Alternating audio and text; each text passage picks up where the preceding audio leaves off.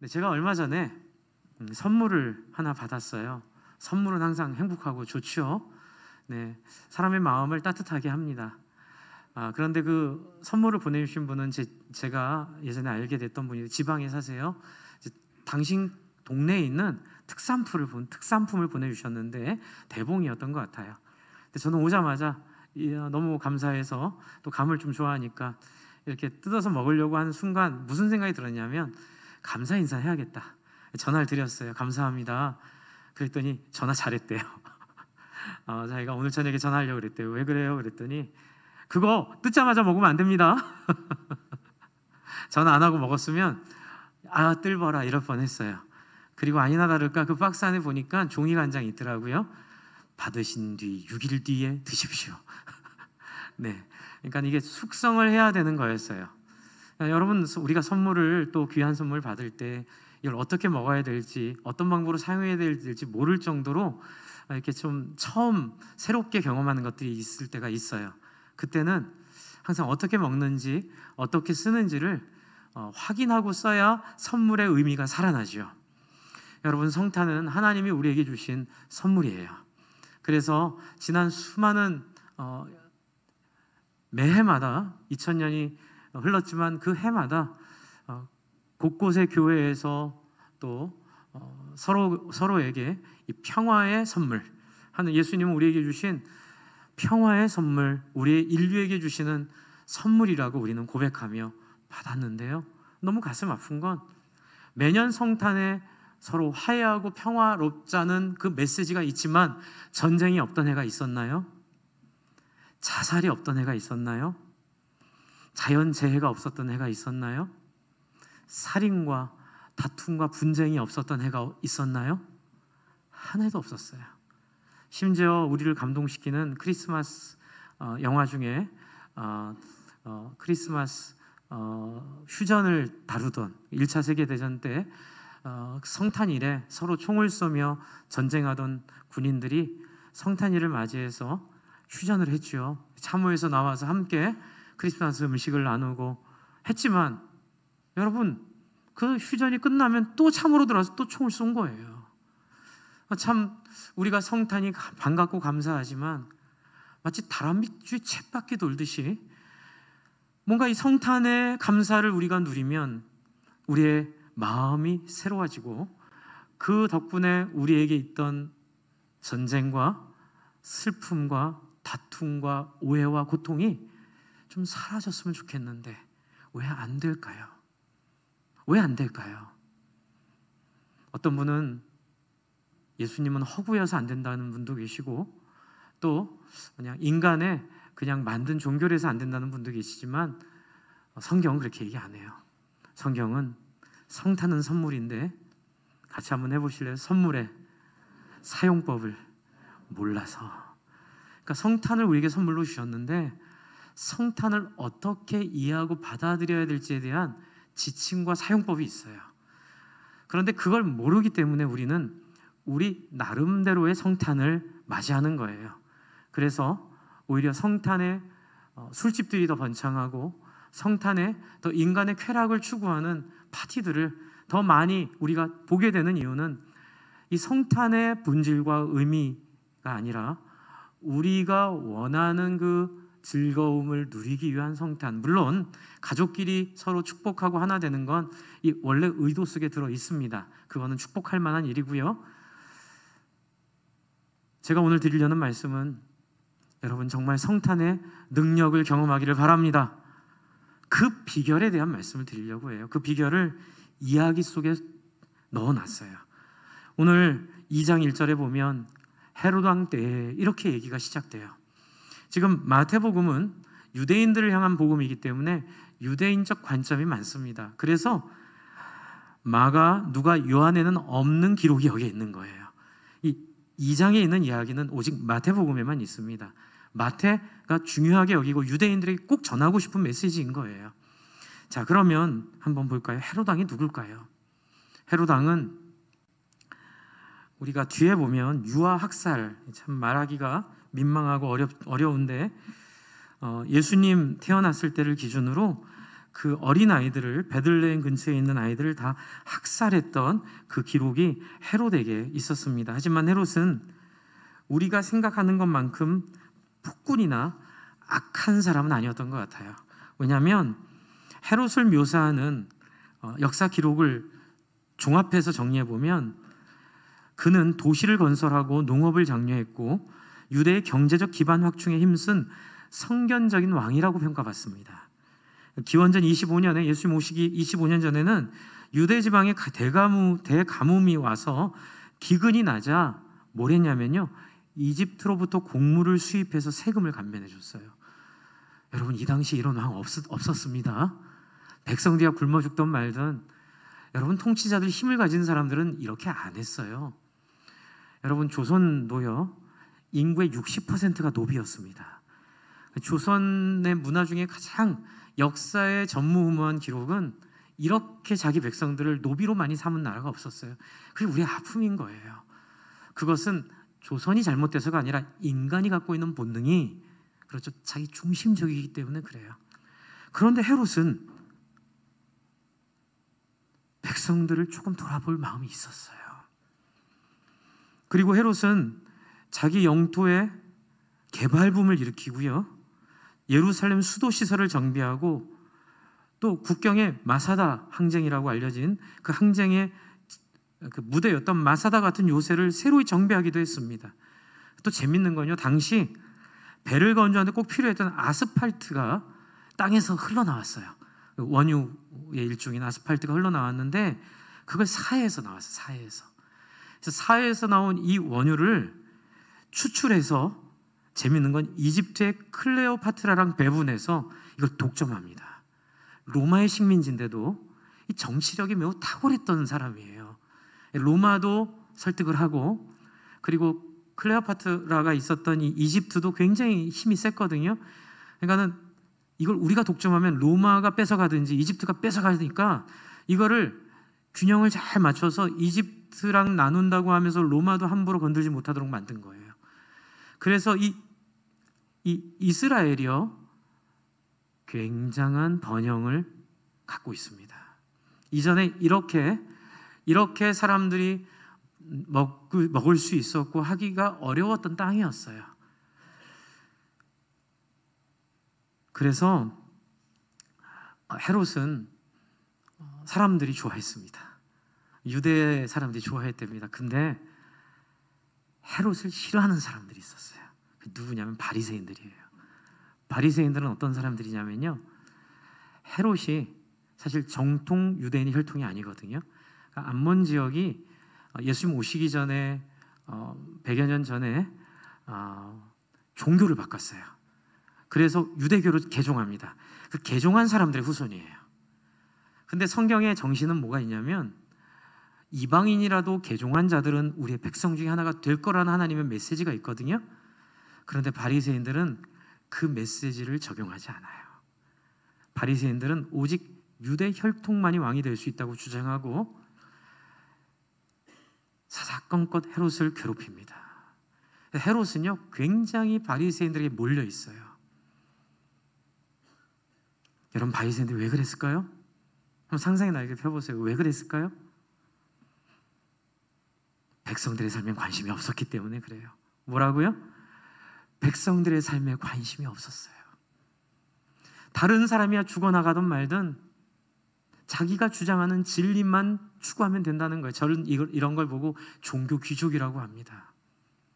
저도 청년 때 신앙을 가지고 공부하면서 제가 이제 목회자로 부름 받을 때 제가 기도한 거 하나 있어요. 하나님, 저는 종교 귀족의 길은 가지 않겠습니다.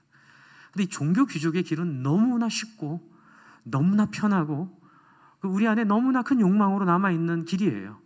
왜냐하면 하나님을 대신하는 그 명분으로 사람들을 소위 말하는, 죄송한 표현이지만, 가스라이팅을 하는 거예요.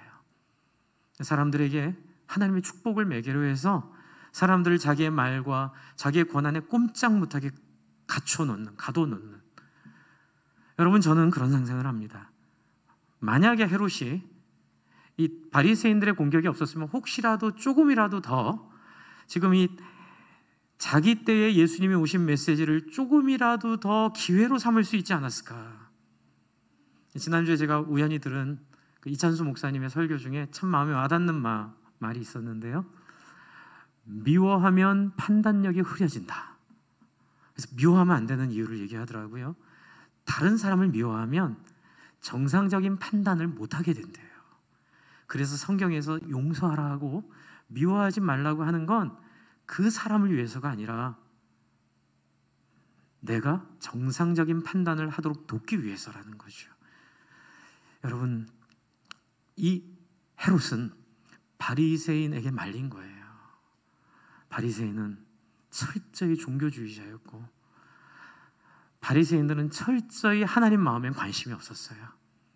단지 하나님을 이용해서 자기 인생을 잘 살려고 했던 한 사람일 뿐이었어요. 이 지점에서 저는 크리스마스를 맞고 성탄을 맞는 우리를 돌아봤으면 좋겠어요.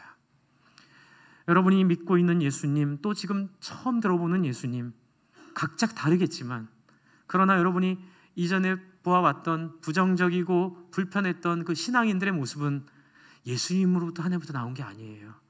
그것은 인류 역사에 계속돼 반복되어 왔던 하나님 마음을 잃어버린 껍데기만 남은 신앙일 때에 우리는 오직 신앙을 나의 구원을 위해서만 씁니다. 오직 신앙을 내 가족이 잘 되는 것만을 위해서 씁니다. 물론 그것도 있어요. 그러나 거기에서만 멈추는 거예요. 물론 그것도 귀한 거죠. 하지만 그것이 다가 되는 거예요. 그렇게 되면 배은망덕한 결과가 벌어지죠. 우리를 불쌍히 여겨 당신의 아들을 희생하면서까지 우리를 구원하신 그 하나님의 마음을 잃어버리고 내가 필요한 것들, 내가 추구하는 것들, 내가 원하는 것들에 속아버리게 되는 거죠. 그래서 서로 간에 미움이 생기고 그래서 온통 삶이 판단력을 잃어버리는, 삶이 무엇을 말해야 될지를 지혜를 잃어버리는 아비규환적 삶이 그 이유는 바로 이런 종교적 중독, 종교 중독이라고 합니다. 이런 것들 때문에 생긴 문제예요. 그러나 저희는 어떻게 해서라도 여러분이 종교 중독에 빠지지 않고 너무 잘하고 계시지만 그러나 시대가 그러니까요. 제가 그런 중독에 빠졌어요. 제가 이런 바리새인이었고 제가 이런 헤롯이었어요. 어쨌든 헤롯은 이렇게 지금 예민하게 긴장되어 있습니다. 바리새인들이 언제라도 자기가 유대 혈통이 아니라는 이유로 자기를 권좌에서 내리고, 바리새인들은 늘 얘기했어요. 메시아가 오시면 그것은 다윗의 혈통에서 와서 헤롯을 폐위하고 무찌르고 왕위에 오를 거라고요. 그러나 제가 여러분께 여쭤볼게요. 우리가 알고 있는 예수님이 그런 세상적 왕권을 위해 오신 예수님이십니까? 만약 예수님이 오셔서 헤롯이 예수님에게 마음을 열었다면, 헤롯이 예수님에게 마음을 주었다면 아마 좀 다른 이야기가 펼쳐질 수도 있었을 거예요. 저는 이렇게 생각합니다. 하나님은 이 이야기를 주실 때에 결정하고 주시지 않아요. 헤롯이 이렇게 이것을 딱 받아가지고 아이를 죽일 마음을 갖도록 하나님 섭리 그렇게 안 하세요. 하나님 우리에게 뭘 주셨죠? 자유의지 주셨습니다. 이 자유의지는 놀라운 거예요. 자유의지가 뭘 의미하는지 말씀드릴게요. 하나님이 여러분을 애완견처럼 대하지 않으십니다. 할렐루야. 하나님이 여러분을 로봇처럼 대하지 않으세요. 할렐루야. 하나님은 여러분을 자기를 배신할 수도 있지만 배신하지 않을, 당신을 사랑할 가능성에 당신의 인격을 걸고 당신의 전 존재를 거시는 우리를 한번 같이 해주실래요? 하나님처럼 대우해 주시는 그런 분이세요. 절대로 억지로 안 하십니다. 저는 늘 성경을 읽을 때마다 마음에 드럼 소리가 들려요. 두구두구두구두구두구두구두구. 하나님이 이렇게 도전하실 때에 어떻게 반응하는가? 예수님이 그렇게 많은 사역을 하면서 돌아다니시는데 예수님을 사랑하고 쫓아오는 사람이 있는 반면에 예수님을 미워하고 예수님을 죽이려고 했던 사람들, 그 사람들은 바로 종교 중독에 빠진 사람들이었어요. 그런 사람들조차도 예수님은 어떻게 해서라도 하나님의 마음을 설득하고 알게 해서 돌아오게 하려고 애를 많이 쓰셨더라고요. 여러분 한번 내용을 한번 봅시다. 헤롯 왕 때 예수께서 유대 베들레헴에서 나십니다. 그런데 여기에 객관성을 띤 한 사람, 세 사람이 나와요. 이제 세 사람인지 이제 여기에 황금 유향과 모략을 준, 그렇죠? 이 동방의 박사들이 오는데 굉장히 객관성을 띤 사람들이에요. 세속적인 왕 헤롯이고요. 거기에 하나님이 보내신 전혀 다른 세상의 메시지 예수 그리스도가 지금 같은 시대에 예루살렘 바로 옆에 베들레헴에 태어나고 있습니다. 그때 점성가라기보다는 이 사람들은 천문학자들이고요. 이미 이집트 때부터 천문학이 굉장히 발전했어요. 하늘을 다 연구를 했더라고요. 근데 그 중에 어떤 별이 하나 유난히 큰 별이 떠서 흐르는 걸 보고 박사들이 정말 이것은 왕이 오셨음을, 특별히 이 세상을 구원할 메시아, 구원자가 오셨음을, 유대인이든 아니든 여러분 이방인들의 상상에도 정도령처럼 이 세상의 한계를 극복할 무엇인가 어떤 해답이 올 것을 기대하는 마음들이 있잖아요. 그런 차원에서 하나님이 동방의 박사들에게 별을 띄워 보내셨고 동방의 박사들이 객관적인 증인으로 예루살렘으로 옵니다. 제가 오늘 제목을 눈치 없는 동방 박사 이렇게 쓰려다가 약간 미안해서, 근데 우리는 결론을 알고 있으니까 되게 눈치가 없었던 거지만 제가 여쭤봤어요. 일주일 내내 하나님 왜 동방 박사 예루살렘에 오게 하셨어요? 그냥 베들레헴으로 가게 하셨으면, 헤롯이 몰랐으면 유아 학살 이 비극도 없었을 텐데 왜 베들레헴에 안 가고 예루살렘에 왔나요? 여러분, 하나님은 이들이 자유롭게 결정하고 판단하고 가는 길을 존중하시고 그 길에 힌트들을 주세요. 그리고 그 힌트들을 수호하는 것은 우리의 몫입니다. 제가 몇 번 말씀드렸어요. 그게 우리를 사랑하지 않아서가 아니라, 하나님 능력이 없어서가 아니라 우리를 누구처럼 대하려고요? 하나님처럼 대하려는 하나님의 마음인 거예요. 하나님처럼 우리를 대해주시는 하나님의 형상을 대하신 하나님의 방법이에요. 그러나 거기에 많은 소스들을 부어놓습니다. 누구든지 볼 수 있는 기회를 주시고 누구든지 깨달을 수 있는 길들을 열어주세요. 어쨌든 예루살렘에 왔습니다. 유대인의 왕으로 나신 이가 어디 계시냐? 우리가 동방에서 그의 별을 보고 그에게 경배하러 왔노라 하니, 2절을 보니 동방 박사들이 왜 예루살렘을 온지 이해가 돼요. 왜냐하면 여러분, 왕이 태어난 별이 나타났어요. 그러면 한양으로 가요? 수원으로 가요? 죄송합니다. 네, 한양으로 갑니다. 수원, 정조대왕이 잘했으면 수원으로 왔겠지만 한양으로 가요. 이게 상식인 거예요. 그냥 박사들은 죄가 없어요. 눈치가 없었을 뿐이죠. 네, 박사들은 죄가 없어요. 한양으로 갔습니다. 이게 헤롯에게 기회입니다. 그리고 이 박사들이 왔을 때 3절, 헤롯 왕과 온 예루살렘이 듣고 당황합니다. 소동합니다. 왜요? 헤롯이 아이를 낳은 적도 없고, 그리고 로마 황제가 헤롯을 대신할 왕을 세운 적도 없고, 이게 영모인 거예요. 영모. 영모가 일어나나? 당황을 막 합니다. 그리고 4절, 엄청난 기회를 가져요. 왕이 모든 대제사장과 백성들의 서기관들을 모아 그리스도가 어디서 나겠냐? 우리 제가 여쭤볼게요. 만약에 헤롯 왕이 정말 형편없는 사람이었다면 이 서기관과 대제사장을 불렀을까요? 안 불렀을까요? 안 불렀어요. 이 왕은 적어도 하나님에 대한 의식은 있었던 왕이에요. 이 왕은 적어도 하나님에 대한 의지가 있었던 왕이에요.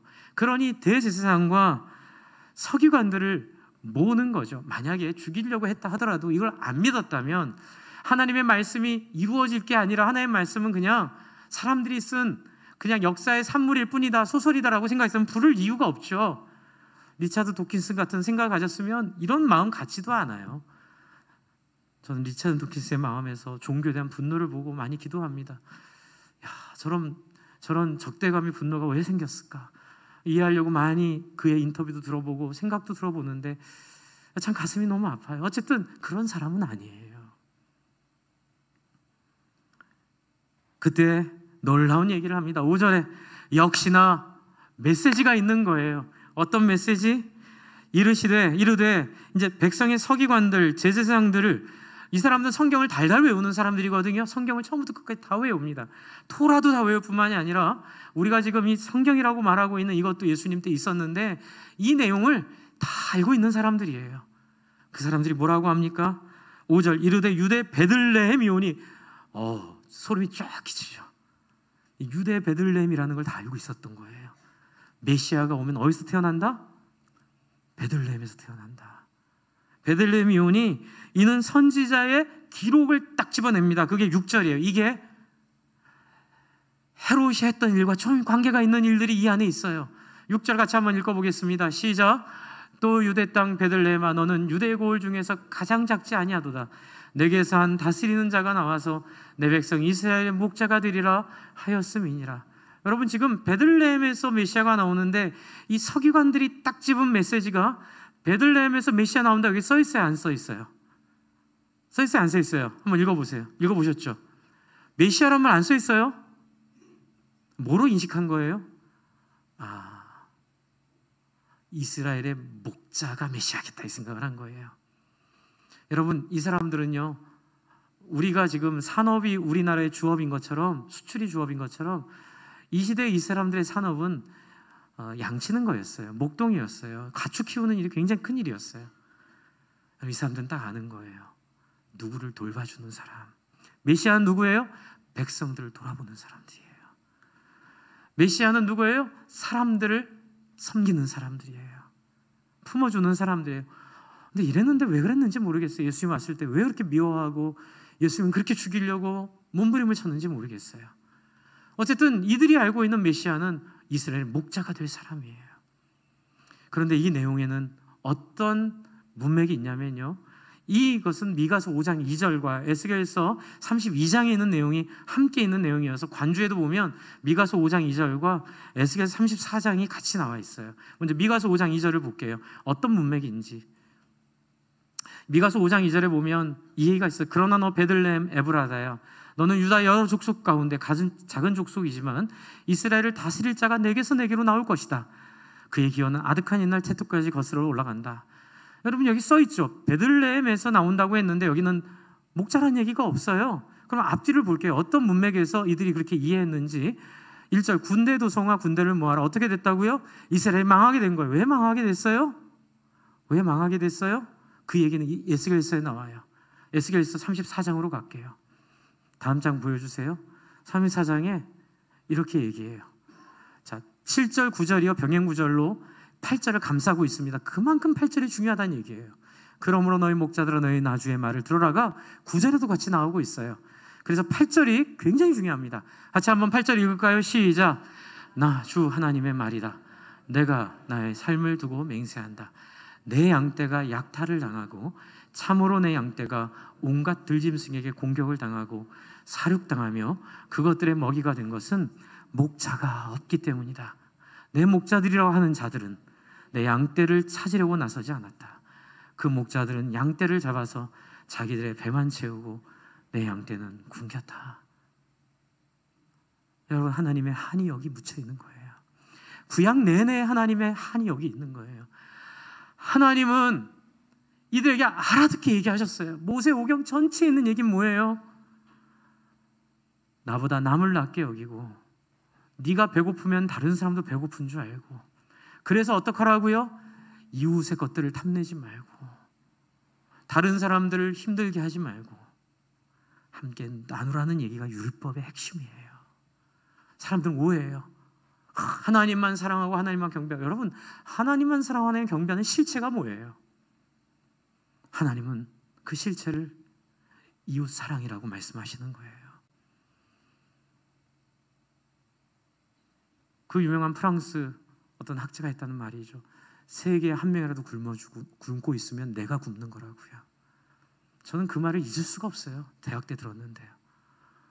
여러분 하나님은 통곡하고 계세요. 우리가 잘 사는 것도 좋지만 그러나 같은 인간으로 태어나 기근과 전쟁과 불행과 고통과 아픔 속에 살아가고 있는 사람들, 나는 잘 먹고 잘 살고 나 구원받았고 또 나 구원받아서 우리 가족 천국 가는 건 좋지만 하나님은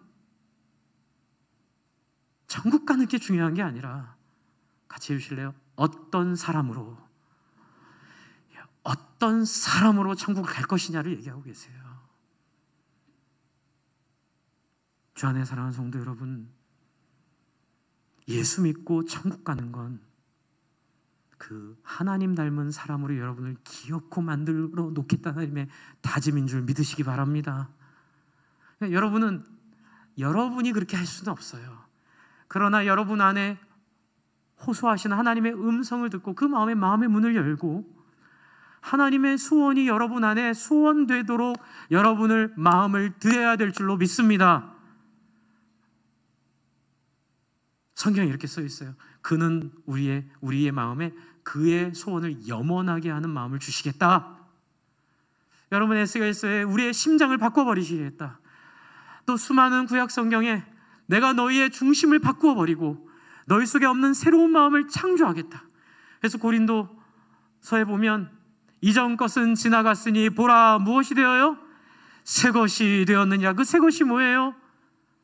사람들이 눈에 들어오는 인생, 다른 사람의 처지를 긍휼히 여기는 마음, 다른 사람의 마음을 귀하게 여기는 태도. 그래서 내가 배부르고 내가 잘 사는 것도 감사하지만 때로는 그것마저도 어떻게 해요? 하나님께 내어드리는. 요한계시록에 보면 그 얘기가 있죠. 12장로에게 면류관을 씌워주세요.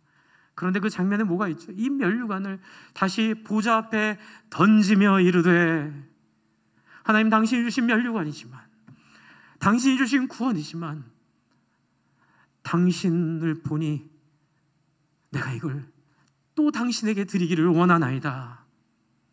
여러분, 이것이 하나님이 우리에게 간절히 소원하고 꿈꿨던 구약의 소원이었어요. 그런데 이스라엘 백성들, 죄송한 표현 쓸게, 더럽게 말을 안 들어요. 그게 우리의 모습이에요. 그렇게 하나님이 애써서 말하지만 선지자들을 죽이고 하나님의 말씀의 뜻을 안 듣고 자기들 배부른 것만 채우려고 하나님의 말씀을 이용하는 종교 귀족으로 남아있는 거예요. 종교 중독자로 남아있는 거예요. 그러니 이스라엘에게 나타날 하나님의 영광은 사라져버리고, 사람들, 아유, 저것들 예수 믿어도 똑같아, 돈 밝히고 말 함부로 하고 저렇게 뭐 다를 게 뭐가 있어, 교회 나가는 거 빼놓고, 이 말을 듣게 되는 거예요. 하나님은 그런 분이 아닌데, 하나님의 교회의 영광은 그런 영광이 아닌데. 하나님의 통곡이 들리시나요? 95년 6년을 2년 내내 교회살 공부했어요. 저를 가르쳐주신 교수님이 도제식이라고 해가지고 저를 붙잡고 옥스퍼드에서 하는 식으로 저를 가르치겠다고 하셔가지고 당신이 화랑 가서 배웠던, 영국 가서 배웠던 그 책들을 저한테 그대로 소개해 주시고, 한국에서 미처 배우지 못했던 교회사라고 하면서 배우다가 한두 명 친구를 모아다 보니 그것이 40명이 됐어요. 그래서 이 40명들이 모여서 교회사를 공부하면 늘 통곡하는 거예요. 왜 통곡하냐면 하나님의 통곡이 들리는 거예요. 교회 역사에 하나님은 은혜를 그렇게 주시는데 사람들은 그 열매만 따먹고 내가 배부르려고만 하고, 그리고 쌩하니 가버려요. 하나님은 외치세요. 누구 없냐, 누구 없냐. 내 마음의 고통을 나눌 자 누구 없냐. 내 마음의 소원을 나눌 자 누구 없냐. 다 한결같이 자기의 욕망을 위해서 쓰려고 하고, 상상력을 잃어버리고 자기의 배만 부르려고 하는 이 통곡이 들리는 거예요. 여러분, 교회 역사를 공부하시면 생각보다 하나님의 마음을 위로해드린 사람이 많이 없습니다. 다 관심이 유명해지는 거고, 성공하는 거고, 역사에 길이 남는 거고, 뭐 다 이래요. 뭐 하려고요, 그렇게 해가지고. 하나님은 한 사람을 찾으세요. 나와 마음을 같이 할 사람. 그 마음은 딱 하나예요. 이 힘들어하는 한 사람들, 네 주변에 있는 사람들, 한 사람들 온전케 할 마음 누구 없냐. 여러분, 그래서 하나님은 메시아를 이렇게 예언하세요. 주변에 있는 사람들을 살릴 사람들, 주변에 있는 사람들을 먹일 사람들, 내가 준 복을 가지고 다른 사람들을 풍요롭게 할 사람들, 그 사람들을 내가 찾고 또 찾아 한 사람을 찾음에 내가 기뻐하며 기뻐하노라. 여러분이 그 한 사람 되기를 바랍니다. 여러분 지금 그 얘기를 하고 있는 거예요. 그래서 에스겔 34장 뒷부분을 보여주세요. 이 23절이 이 지금 베들레헴에서 태어난다는 그 메시아에 대한 또 이야기가 있어요. 22절, 그러므로 내가 양떼를 어떻게 해요? 구해줘서. 누가 양떼를 구해요? 왕들이 아니라, 백성들이 아니라, 종교 지도자들이 아니라, 안 하니까 내가 하겠다. 내가 내 양떼를 구해서 그들이 다시는 희생을 당하지 않도록 하겠다. 그리고 내가 이제는 양과 양 사이에서 심판하겠다. 23절 하나님의 방법이 뭐예요? 예수, 하나님의 능력이죠. 23절, 내가 그들 위해 목자를 세워 어떻게 해요? 그들을 먹이도록 하겠다. 그 목자는 내 종 다윗이다. 그가 친히 그들을 먹이고 그들의 목자가 될 것이다. 24절, 그때 나 주가 그들의 하나님이 되고 내 종 다윗은 그들의 왕이 될 것이다. 나 주가 말하였다. 할렐루야. 25절, 내가 그들과 평화의 언약을 세우고 그 땅에서 해로운 짐승들을 없애버리겠다. 주 안에 사랑하는 성도 여러분, 이게 예수의 오심이에요.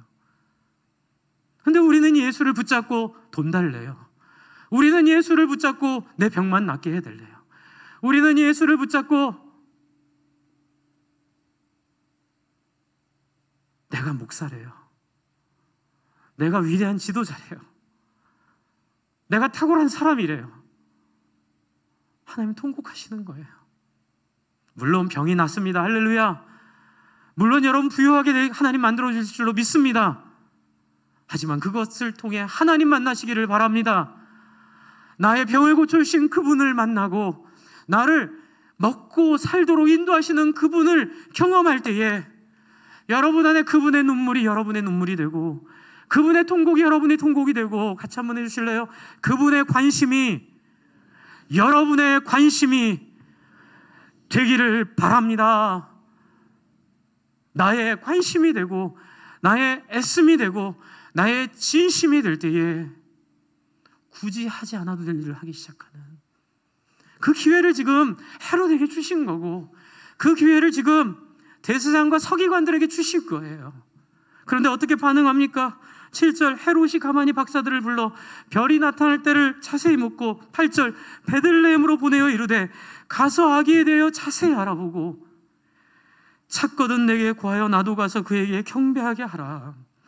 이 말이 진심이면 얼마나 좋아요.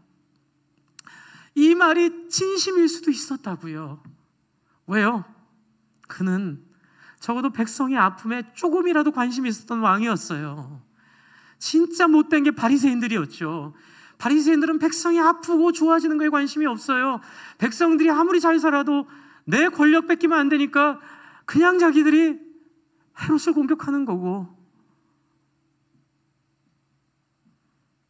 여러분, 그러나 헤롯은 바리새인을 향한 미움으로 판단력이 흐려졌을 것 같아요. 그래서 교회에서는 싸우면 안 되는 거예요. 교회에서는 다투면 안 되는 거예요. 여러분의 판단력이 흐려져요. 여러분의 결정이 흐려져요. 그래서 용서하라고까지는 말 못하겠지만 미워하지 않도록 새벽에 나와 몸부림치며 기도하기를 바랍니다. 하나님 앞에 몸부림치며 자기 자신을 드리기 원합니다.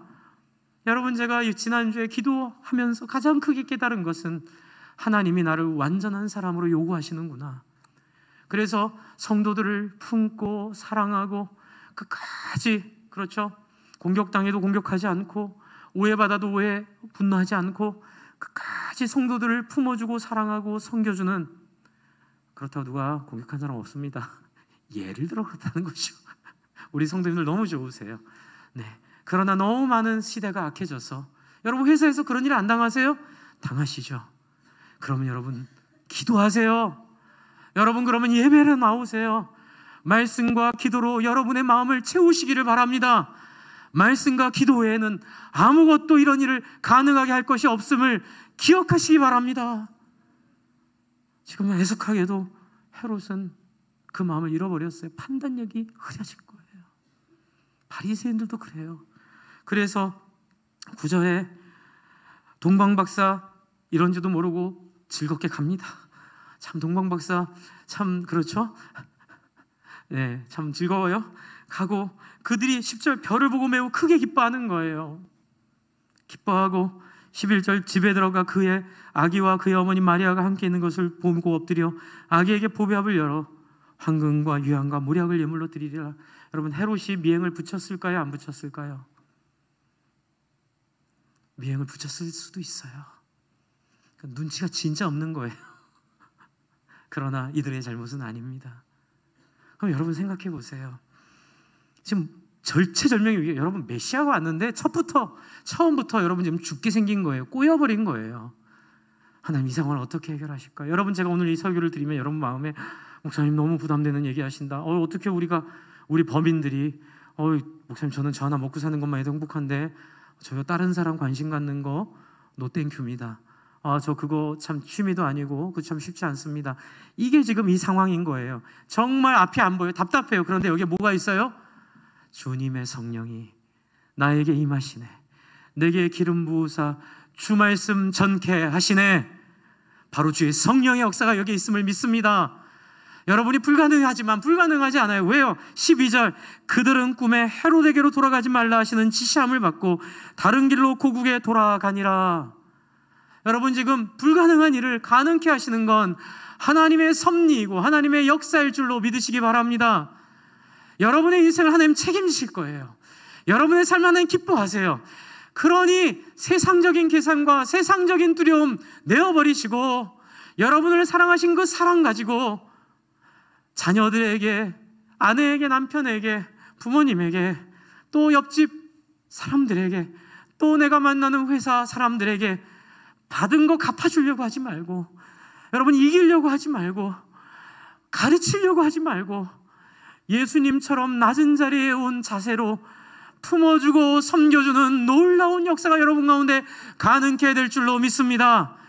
여러분이 원하기만 하면 돼요. 원하십니까?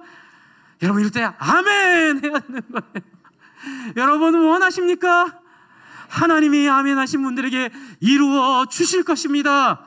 여러분의 성격이 어땠든 상관없이, 여러분의 과거의 역사가 어땠든 상관없이, 여러분이 욕망이 있든 없든 상관없이 꿈에 헤롯에게 가지 말라고 말씀하시는 하나님의 능력이 여러분 안에 나타날 줄로 믿습니다. 뒤에도 마찬가지예요. 예수님 절체절명의 위기에 있는데 꿈에 또 요셉과 마리아에게 나타나 빨리 피신하라고 이집트로 보내버립니다. 아마 미행이 갔다가 보고가 돼서 거기에 오기 전에 아마 하나님이 조처하셨을 거예요. 주 안에 사랑하는 성도 여러분, 저는 하나님의 인도를 너무 많이 경험해요. 신나요. 너무 행복해요. 모든 성도님들이 이 경험, 제가 자랑하려는 것도 아니고 제가 여러분 나는 이렇다 얘기하는 거 아니에요. 누구든지 이 경험할 수 있는 걸 깨달은 거예요. 여러분 이 기회를 놓치시지 않기를 바랍니다. 그러나 조건이 딱 하나 있어요. 여러분 자유의지 주셨기 때문에. 아까 여러분 원한다 하셨죠? 원하는 게 기도하는 거예요. 끊임없이 기도하십시오. 하나님 나에게 오십시오. 하나님 내 인생을 인도하십시오. 하나님 나를 깨닫게 하여 주십시오. 하나님 내 마음을 새롭게 해 주십시오. 그는 미쁘시고 우사 우리 죄를 사하시며 우리를 모든 불의에서 깨끗게 하실 뿐입니다. 그리고 우리를 당신이 원하시는 길로 인도하실 만반의 준비가 다 되신 분이세요. 주의 성령이 우리에게 임하실 것입니다. 원하는 자에게, 기도하는 자에게, 자기를 내려놓는 자에게, 종교 중독과 종교 귀족에서 스스로를 부끄러움 가운데 느끼고 하나님 앞에 내 주여 내 주여 나를 불쌍히 여기소서 가슴치고 회개하며 통곡하는 자들에게 주님의 영이 임하실 줄로 믿습니다. 주님의 영과 함께하는 복된 성탄 되시기를 축복합니다.